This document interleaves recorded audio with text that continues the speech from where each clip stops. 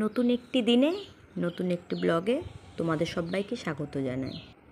এখানে মোনালি ঘুম থেকে উঠে ব্রাশ নিয়ে চললো মাঠের দিকে। প্রথমেই তোমাদের দেখালাম কলা বাগান।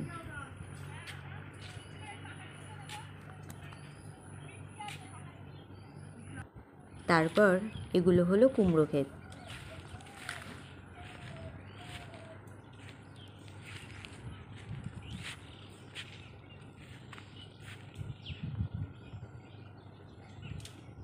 আর ওই দিকে ধনে খেতে ওষুধ দিচ্ছিল, যেটা তোমরা দেখতে পেয়েছো।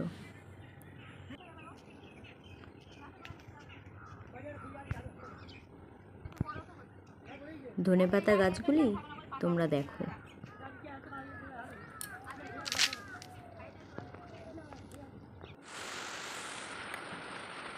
তারপর দুপুর থেকে বৃষ্টি।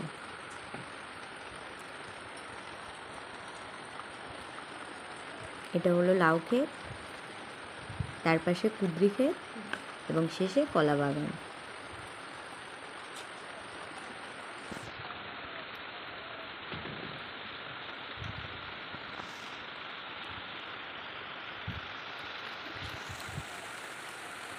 আর জানলা দিয়ে মোনালি দেখছিল বান্ধবীর বাড়ি। কি দেখছিস শোনো?